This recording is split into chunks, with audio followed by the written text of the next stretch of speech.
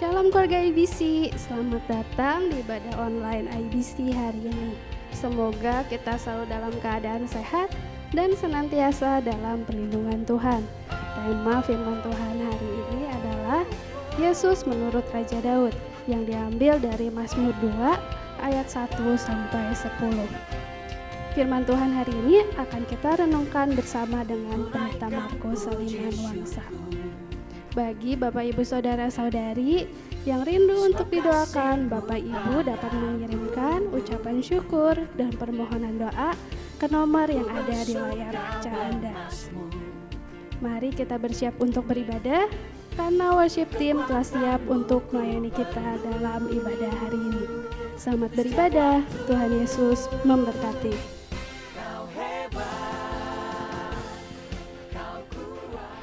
Shalom keluarga IBC. Shalom. Apa kabarnya? Happy Sunday. Kita berharap semua dalam keadaan baik-baik saja ya. Amin. Yes. Kita mau ingat dalam keadaan apapun saat ini kita mau bersyukur sama Tuhan karena Tuhan begitu baik buat kita. Amin. Dan Yes. apa yang Tuhan Haleluya. berikan semuanya baik. Dan sebelum memulai kita mau berdoa. Mari kita berdoa. Tuhan Yesus, terima kasih ya Tuhan untuk semua kebaikan-Mu ya Tuhan dalam kehidupan kami yang tak pernah terhitung, yang tidak bisa terhitung oleh kami ya Tuhan Yesus. Berkat-berkat-Mu yang Kau berikan ya Tuhan buat kami sungguh berarti ya Tuhan. Walaupun seringkali kami lupa ya Tuhan, walaupun kami seringkali terlalu fokus pada masalah kami ya Tuhan, tapi saat ini kami menyembah Tuhan. Kami mau memuji Tuhan dan kami mau katakan bahwa Engkau begitu baik dalam kehidupan kami ya Bapa. Terima kasih ya Tuhan, dalam nama Tuhan Yesus kami berdoa dan mengucap syukur. Haleluya, amin. Amin. Amin. Amin.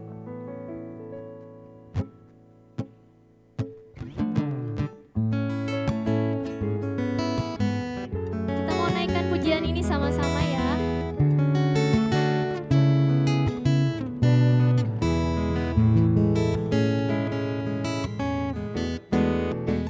Sing.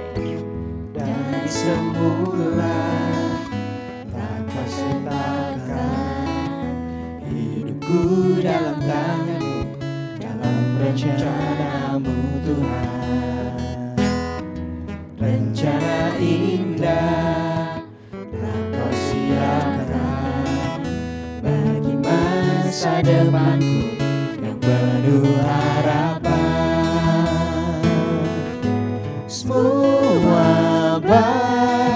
Semua baik, apa yang telah Kau perbuat di dalam hidupku.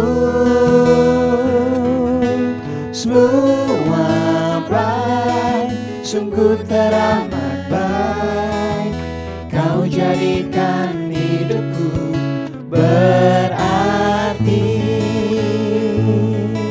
Dari semula One.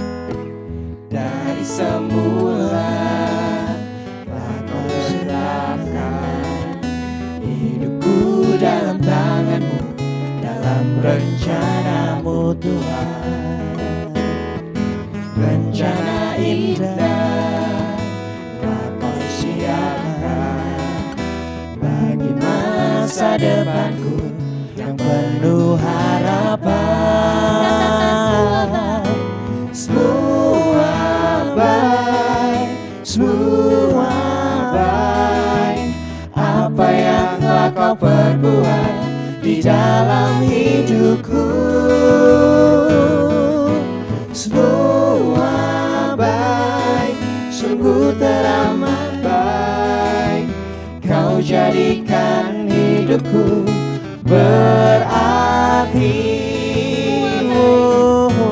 Semua baik, apa yang telah Kau perbuat di dalam hidupku. Semua baik, sungguh teramat baik, Kau jadikan hidupku berarti. Kau jadikan hidupku berarti. Kau jadikan hidupku berarti.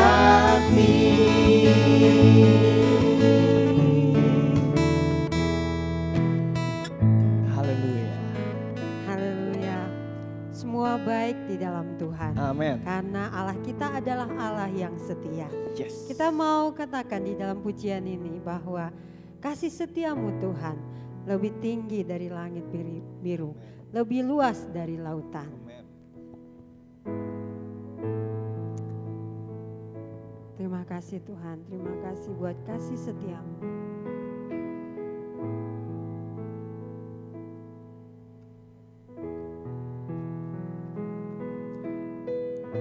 Naikkan pujian ini sama-sama.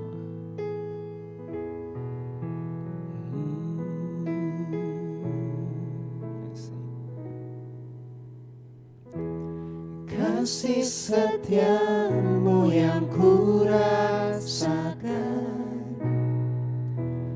lebih tinggi dari langit biru.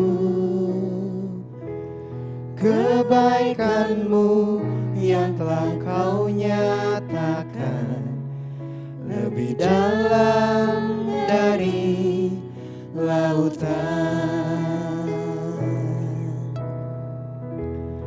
Berkat-Mu yang telah ku terima sempat membuatku terpesona. Apa yang tak pernah ku pikirkan, itu yang kau sediakan bagiku. Amin. Thank you Lord. Terima kasih. Siapakah aku ini Tuhan, jadi biji mata-Mu. Dengan apakah ku balas Tuhan, selain puji dan sembah. Kasih setiamu Tuhan, Sing this song. Kasih setiamu yang ku rasakan lebih tinggi dari langit biru. Kebaikan-Mu yang telah kau nyatakan lebih dalam dari lautan. Berkat-Mu Tuhan, berkat-Mu yang telah ku terima sempat membuatku terpesona. Apa yang tak pernah ku pikirkan, itu yang kau sediakan bagiku. Siapakah aku ini Tuhan, jadi biji mata-Mu. Dengan apakah ku balas Tuhan, selain puji dan sembah. Siapakah aku ini Tuhan, jadi biji mata-Mu. Dengan apakah ku balas Tuhan, selain puji dan sembah. Selain puji dan sembah. Selain puji dan sembah.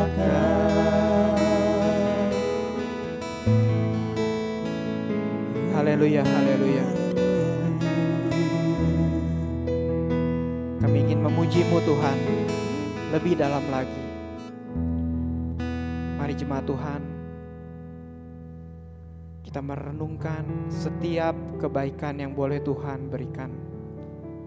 Sepanjang tahun ini, tahun 2020 hingga Desember, akhir tahun ini, kita diberkati oleh adanya pandemi ini. Kita perlu percaya bahwa setiap kejadian yang boleh Tuhan berikan pasti mendatangkan kebaikan untuk hidup kita. Amin.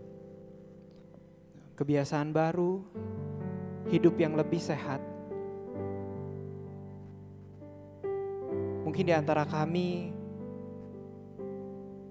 mendapatkan sebuah dampak yang luar biasa. Tapi percayalah jemaat Tuhan, bahwa Tuhan punya rencana atas hidup kami, hidup kita ini.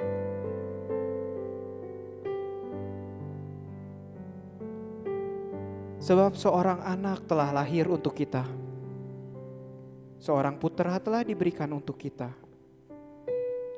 Lambang pemerintahan ada di atas bahunya. Dan namanya disebutkan orang. Penasihat ajaib, Allah yang perkasa, Bapa yang kekal, Raja damai. Seorang anak telah lahir untuk kita, seorang putera diberikan.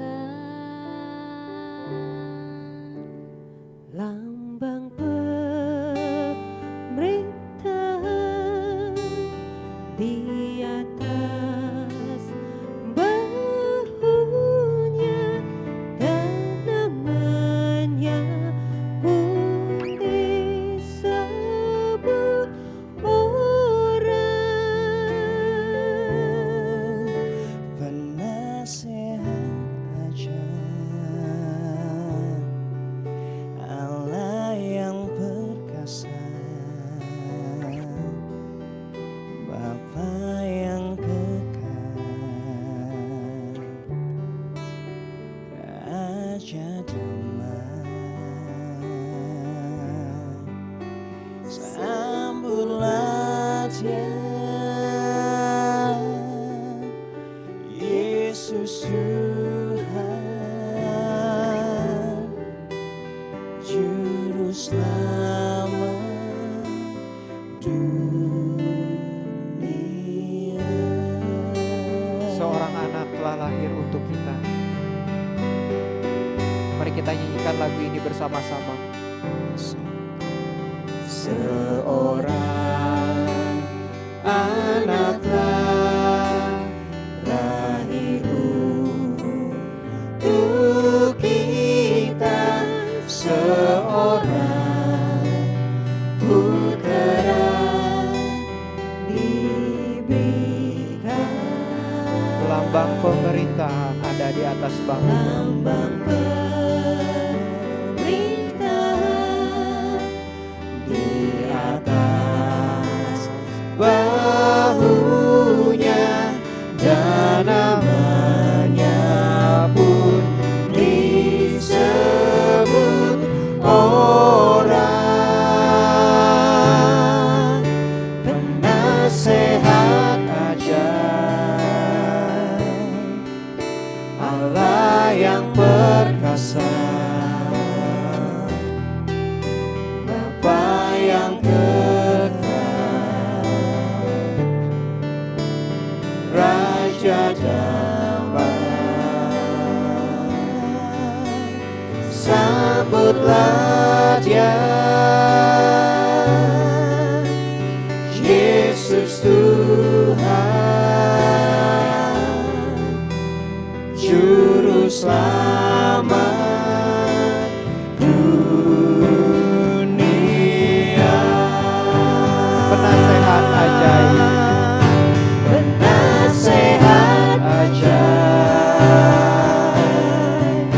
Allah yang perkasa, Bapa yang kekal, Bapa yang kekal, Raja damai. Raja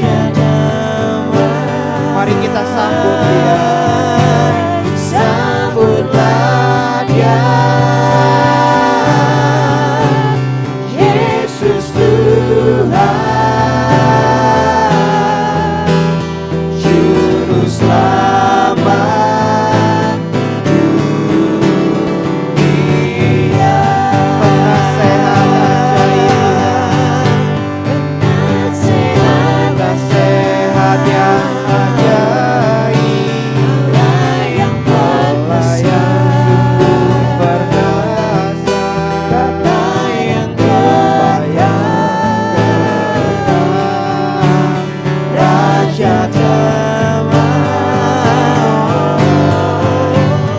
Sambutlah Dia, Yesus Tuhan, Juru Selamat dunia.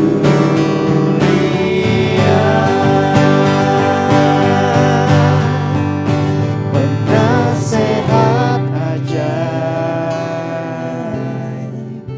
Allah yang perkasa, Bapa yang kekal, Raja damai. Sambutlah Dia, Yesus Tuhan, Juru Selamat dunia. Sambutlah Dia, sambutlah Dia, Yesus Tuhan, Juru Selamat dunia. Juru Selamat dunia, Juru Selamat dunia.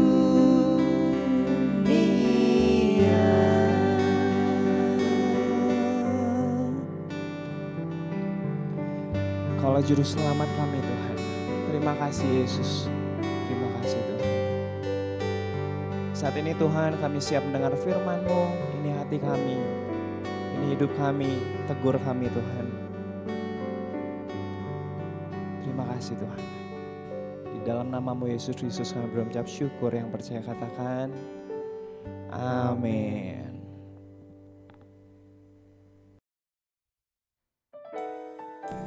Shalom, selamat pagi Bapak dan Ibu dan saudara-saudara yang dikasihi dan diberkati oleh Tuhan kita Yesus Kristus. Selamat berjumpa dalam ibadah online pada pagi hari ini. Pada pagi hari ini saya mengajak Bapak Ibu Saudara untuk belajar firman Tuhan dari kitab Mazmur pasal yang kedua. Mazmur pasal kedua ditulis oleh Raja Daud.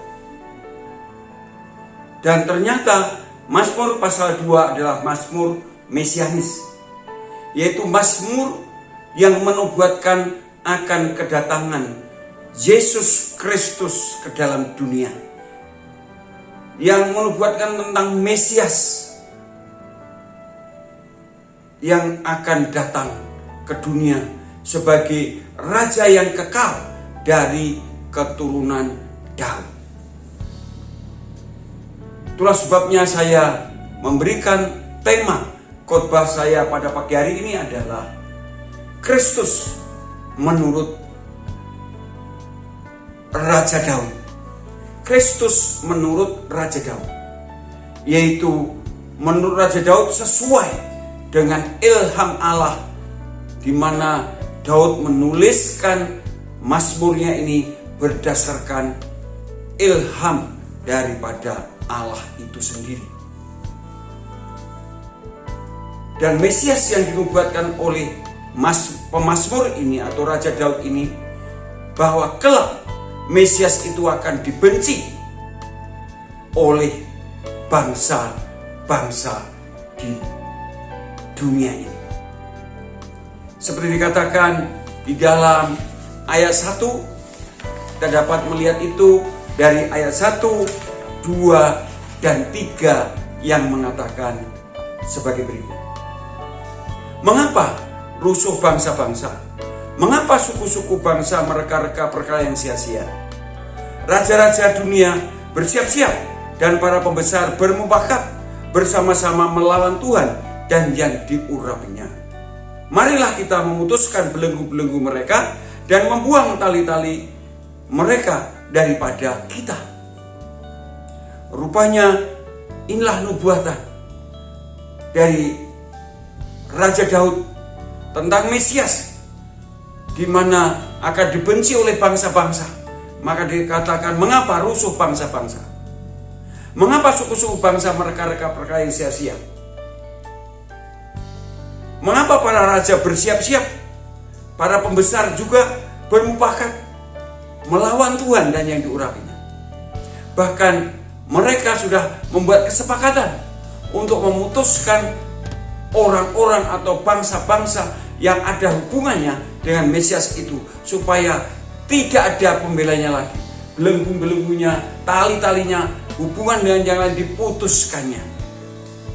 Dan itu betul-betul digenapi dalam Yesus Kristus. Yesus mulai dibenci oleh Herodes ketika lahir di Bethlehem. Akan dibunuh, tapi Herodes nggak bisa membunuhnya. Kemudian ahli-ahli Taurat, orang-orang Farisi, imam-imam mempengaruhi pemerintahan Roma dan rakyat untuk membunuh Yesus. Walaupun tidak bisa, karena Yesus baru bisa ditangkap setelah Yesus misinya sudah selesai. Ditangkap, disalibkan. Tapi Yesus bangkit, saudara.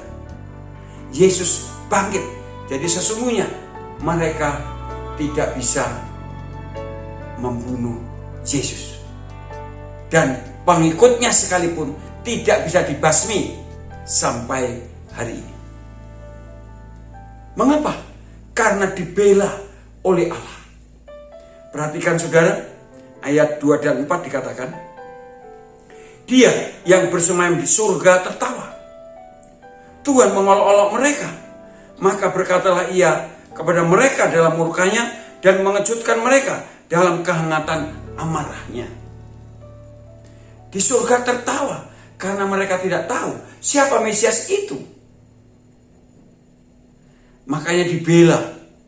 Ketika akan dibunuh oleh Herodes, Allah membela dengan cara mendatangi Yusuf melalui malaikatnya, melalui mimpi, supaya segera membawa bayi Yesus itu pergi ke Mesir. Karena Herodes sudah memutuskan untuk membunuh bayi itu. Tapi karena tidak menemukan bayi Yesus itu, Herodes membuat keputusan semua bayi di bawah umur 2 tahun, yaitu sejak dia ketemu orang Majus yang tidak kembali kepada Herodes itu, membuat Herodes marah, tidak bisa membunuh Yesus. Lalu membuat keputusan semua bayi di bawah umur 2 tahun dibunuh. Yesus tidak bisa dibunuh karena dibela oleh Allah. Demikian juga walaupun Yesus sampai disalibkan dan mati, dibela oleh Allah. Karena apa? Ketika disalibkan sudah dibela dengan dahsyat, kubur-kubur terbuka, ada gempa bumi yang dahsyat, kubur terbuka, tabir bait Allah terbelah. Para pasukan-pasukan melihat Yesus dan berkata, sungguh dia orang benar. Apalagi kemudian dia bangkit dari antara orang mati, sehingga sesungguhnya dibela oleh Allah. Mengapa dia dibela oleh Allah? Karena sesungguhnya Tuhan sendiri yang mengurapinya. Perhatikan ayat yang kedua. Raja-raja dunia bersiap-siap dan para pembesar bermufakat bersama-sama melawan Tuhan dan yang diurapinya. Jadi Yesus adalah orang yang diurapi oleh Allah. Dibela karena Allah sendiri yang mengurapi. Pengurapan itu dimulai ketika Yesus dibaptiskan. Itulah sebabnya ketika Yesus dibaptiskan dalam kitab Injil Matius pasal yang ketiga, dalam Injil Matius pasal yang ketiga, maka ketika Yesus dibaptiskan, ada Roh Allah yang turun ke atas Yesus. Mari kita perhatikan Matius pasal 3 ayat 16, dikatakan demikian. Sesudah dibaptis, Yesus segera keluar dari air, dan pada waktu itu juga langit terbuka, dan ia melihat roh Allah, ia Yohanes Pembaptis melihat roh Allah seperti burung merpati turun ke atasnya. Yohanes Pembaptis melihat bahwa Yesus diurapi oleh Roh Kudus. Setelah Yohanes Pembaptis membaptiskan Yesus, dan kemudian itu digenapi betul-betul dalam diri Yesus, karena Yesus sendiri mengaku bahwa dia adalah yang menggenapi dari pengurapan yang dijanjikan, yang dikatakan oleh Raja Daud itu. Ini dapat kita melihat dalam kitab Injil Lukas pasal 4. Ketika Tuhan Yesus masuk di bait Allah yang ada di Nazaret. Ketika masuk di bait Allah yang ada di Nazaret, itu sinagog. Lalu Yesus diberi kitab oleh pejabat bait Allah itu, atau pejabat rumah ibadat itu, karena itu sinagog, bukan bait Allah tapi tempat ibadah. Maka dikatakan demikian dari ayat 18, Roh Tuhan ada padaku, oleh sebab itu ia telah mengurapi aku untuk menyampaikan kabar baik kepada orang-orang miskin, dan ia telah mengutus aku untuk memberitakan pembebasan kepada orang-orang tawanan dan penglihatan bagi orang-orang buta, untuk membebaskan orang-orang yang tertindas, untuk memberitakan tahun rahmat Tuhan telah datang. Kemudian ia menutup kitab itu, memberikannya kembali kepada pejabat, lalu duduk, dan mata semua orang dalam rumah ibadat itu tertuju kepadanya. Lalu ia mulai mengajar mereka, katanya, pada hari ini genaplah nas ini sewaktu kamu mendengarnya. Nas ini dari Yesaya pasal 61. Ketika Yesus membaca itu, kemudian menyerahkan buku itu kepada pejabat rumah ibadat itu, Yesus duduk, semua orang tertuju pada Yesus, dan Yesus mulai berbicara. Dan pembicaraan pertama, pada hari ini, perhatikan saudara, ayat 21 bagian B, pada hari ini genaplah nas ini sewaktu kamu mendengarnya. Jadi ini menggenapi nubuatan dari Mazmur pasal 2 dan Yesaya pasal 61. Dan juga menurut kitab Mazmur pasal 2 ayat 7, bahwa Yesus juga dilantik sebagai anak Allah. Dinubuatkan bahwa Mesias itu akan dilantik oleh Allah sendiri. Perhatikan Mazmur pasal 2 ayat 7. Aku mau menceritakan tentang ketetapan Tuhan. Ia berkata kepadaku, anakku, engkau telah kuperanakkan pada hari ini.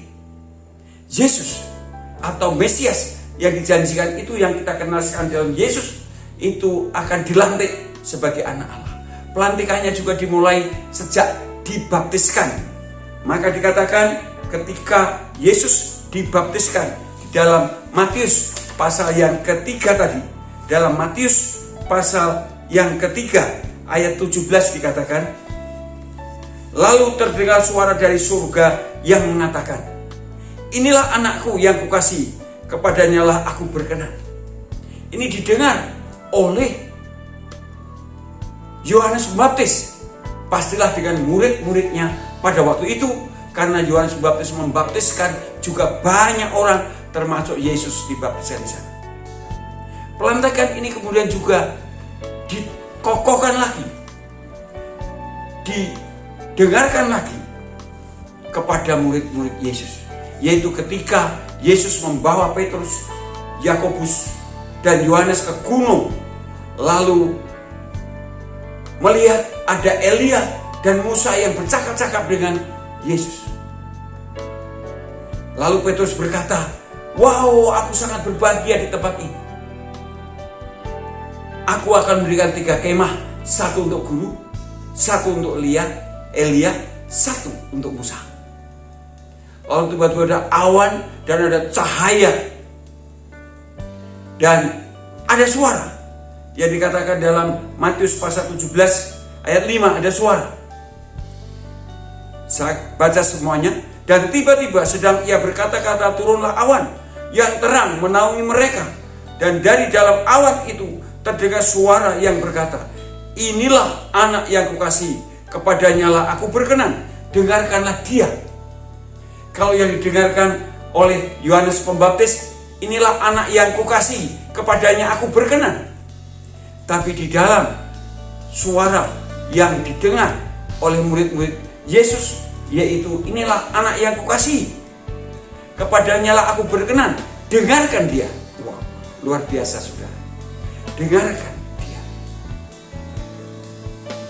Ini sesuai dengan nubuatan daripada Mazmur pasal 2. Kemudian juga Yesus diberi otoritas saudara. Otoritas untuk memiliki pengikut dari bangsa suku bangsa di seluruh muka bumi ini. Maka dikatakan dalam Mazmur pasal 2 ayat 8, mintalah kepadaku, maka bangsa-bangsa akan kuberikan kepadamu, menjadi milik pusakamu dan ujung bumi menjadi kepunyaanmu. Yesus diberi otoritas, dan itu memang betul otoritas. Itulah sebabnya ketika Yesus melayani pun sudah ada bangsa-bangsa lain yang menjadi pengikutnya. Dari bangsa Samaria, keturunan Yahudi campuran, wanita Sirofoniki, kemudian juga perwira orang Romawi. Luar biasa saudara. Dan ketika Yesus mau naik ke surga, itu diberitahukan kepada murid-muridnya bahwa dia diberi otoritas oleh Allah Bapa, baik di surga dan di bumi. Maka dikatakan dalam Matius pasal 28 ayat 18 dikatakan, Yesus mendekati mereka dan berkata, kepadaku telah diberikan segala kuasa di surga dan di bumi. Kemudian otoritas itu diberikan kepada murid-muridnya, supaya murid-muridnya pergi untuk menjadikan setiap bangsa murid Yesus. Dan dikatakan dalam ayat yang 20, ketahuilah aku menyertai kamu sampai akhir zaman.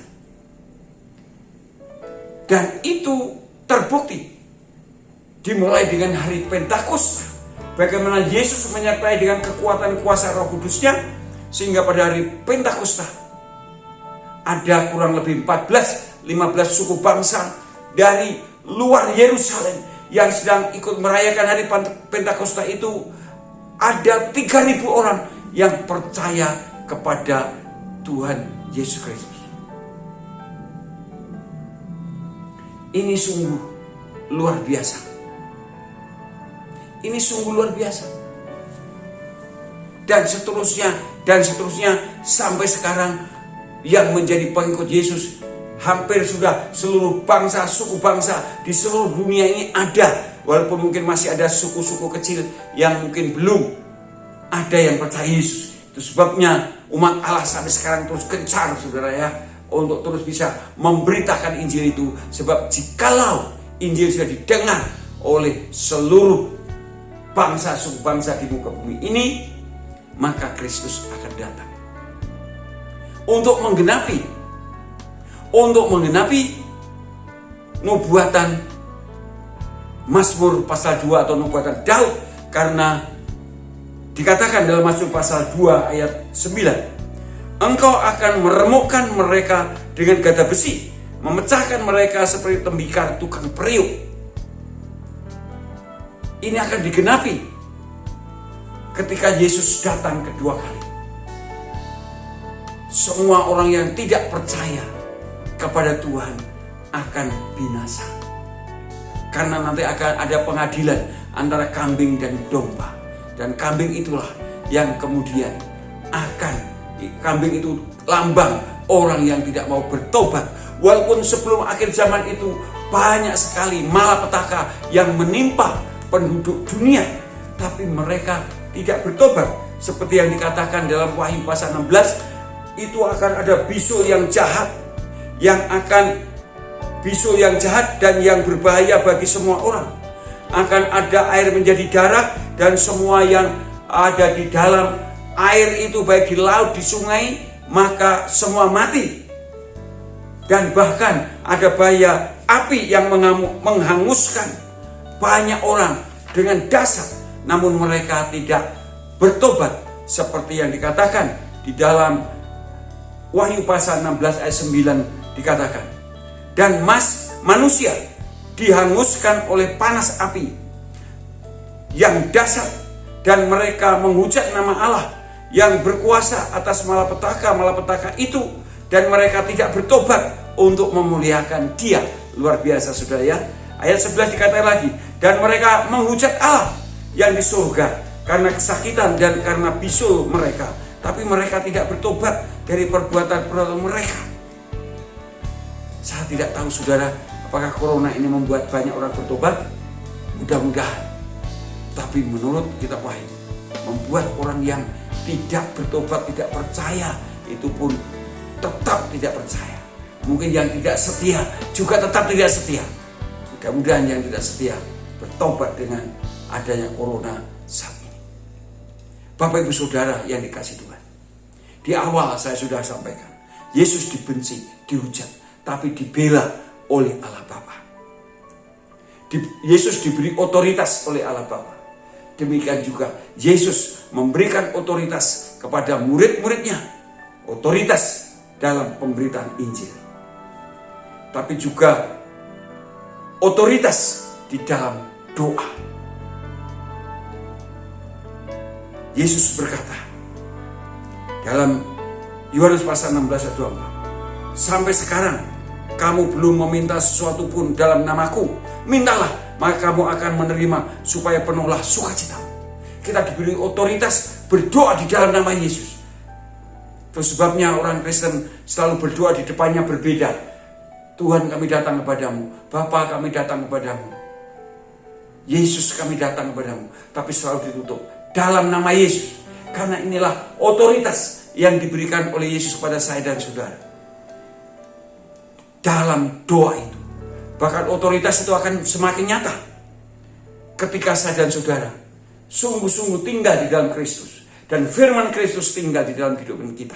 Seperti yang dikatakan oleh Yesus di dalam Yohanes pasal 15 ayat 7. Jikalau kamu tinggal di dalam aku, dan firmanku tinggal di dalam kamu, mintalah apa saja yang kamu kehendaki, dan kamu akan menerimanya. Luar biasa, saudara. Saya dan saudara juga diberi otoritas oleh Allah di dalam doa. Dan juga saya dan saudara dibela oleh Yesus Kristus. Karena seperti ketika orang-orang Kristen dianiaya, dan Saulus ingin terus membabi buta, menganiaya orang-orang Kristen. Tapi Saulus mendengar suara dari langit, Saulus, Saulus, mengapa engkau aniaya? Lalu Saulus berkata, siapa engkau Tuhan? Akulah Yesus yang kau aniaya. Menganiaya orang percaya sama dengan menganiaya Yesus. Dan Yesus itulah sebabnya saya katakan, Yesus membela orang yang percaya kepadanya dalam segala keadaan. Seperti yang dikatakan oleh Rasul Paulus dalam Roma pasal 8 ayat 34. Kristus Yesus yang telah mati, bahkan lebih lagi yang telah bangkit, yang juga duduk di sebelah kanan Allah, yang malah menjadi pembela bagi kita. Haleluya. Saya dan saudara juga diberi otoritas oleh Yesus untuk memberitakan Injil. Diberikan otoritas oleh Yesus untuk dijawab doanya. Dalam nama Yesus, Yesus akan menjawab doa-doa kita. Yaitu jikalau kita tinggal di dalam Kristus dan firman Kristus tinggal di dalam kita. Demikian juga Yesus terus akan membela kehidupan saya dan saudara. Jangan takut dan jangan gentar dalam situasi sekarang ini. Allah akan membela saya dan saudara. Sehingga saya dan saudara sungguh-sungguh menjadi pemenang dalam mengatasi setiap permasalahan hidup kita ini. Dan doa-doa kita pasti banyak dijawab oleh Tuhan. Amin.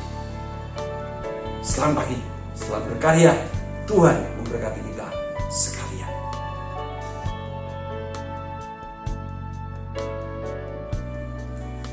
Setelah kita memuji Tuhan, mendengar firman Tuhan. Saatnya kita akan mengakhiri ibadah ini dan marilah kita berdoa untuk berdoa syafaat dan juga berdoa untuk menutup semua rangkaian ibadah kita. Mari kita tundukkan kepala. Bapa yang di surga, terima kasih Engkau sudah memimpin ibadah online ini dari awal sampai akhir. Kami percaya kuasa Roh Kudus berkarya sehingga tetap mengurapi anak-anak-Mu, memberkati, diberkati oleh Tuhan melalui ibadah online pagi hari ini. Kami juga berdoa supaya Tuhan menjamah saudara-saudara kami yang sakit, yang kena corona, supaya juga segera dipulihkan. Dan juga Tuhan akan nyata bekerja dalam kehidupan setiap pribadi lepas pribadi daripada anak-anak-Mu, sehingga juga mendapatkan pekerjaannya akan tetap eksis, bahkan pekerjaan yang baru, usaha yang baru. Bagi Tuhan tidak ada yang mustahil, karena Engkaulah penguasa langit, bumi dan segala isinya ini. Engkaulah yang berkuasa akan memberikan kepada siapa yang akan Engkau berikan berkat-berkat jasmani dan rohani itu. Itulah sebabnya kami berdoa dalam nama Yesus.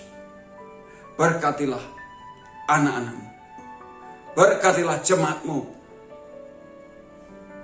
di Gereja Baptis Immanuel ini. Sembuhkanlah mereka yang sakit, hiburkanlah mereka yang sedang mengalami duka cita. Terima kasih Tuhan, terima kasih. Kami berdoa supaya damai sejahtera Allah yang tidak sama dengan dunia memberi nyata dalam kehidupan setiap pribadi, lepas pribadi daripada anak-anak-Mu. Demikian juga kasih dan kuasa Allah yang ada dalam persekutuan Bapa, Anak dan Roh Kudus menyertai dan memberkati jemaat-Mu dan para pemirsa ibadah online IBC ini dimanapun berada. Amin.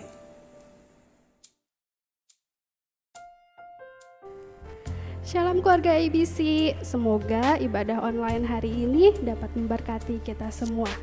Dalam sesi IBC Update hari ini, saya akan memberikan beberapa informasi terkait kegiatan di IBC. Yang pertama, IBC mengucapkan selamat ulang tahun kepada Bapak Ibu Saudara-saudari yang berulang tahun di minggu ini. Kiranya Tuhan Yesus memberkati. Yang kedua, update terus kerohanian kita setiap pagi dengan mengakses Embun Sorgawi Renungan Pagi Keluarga IBC yang rilis setiap pukul 5 pagi melalui YouTube channel atau WA Group IBC. Bagi IBC Kids, jangan lupa untuk beribadah secara online setiap hari Minggu jam 8 pagi melalui YouTube channel IBC. Para orang tua diharapkan dapat mendampingi buah hatinya dalam pertumbuhan rohani melalui ibadah online ini. Persembahan dan persepuluhan dapat dimasukkan ke dalam kotak yang sudah tersedia di gereja atau melalui transfer ke nomor rekening yang tertera pada layar Anda. Memasuki bulan Desember, IBC mengadakan beberapa kegiatan, diantaranya seperti HUT IBC, Natal Sekolah Minggu, Natal WBI, Malam Natal, dan Natal Umum dengan jadwal yang tertera di layar Anda. Mari doakan bersama untuk kebutuhan dana Natal IBC sebesar 15 juta rupiah. Persembahan khusus Natal dapat dimasukkan ke amplop khusus Natal atau melalui transfer dengan mekanisme yang tertera di layar Anda. Demikian IBC Update hari ini. Tuhan Yesus memberkati.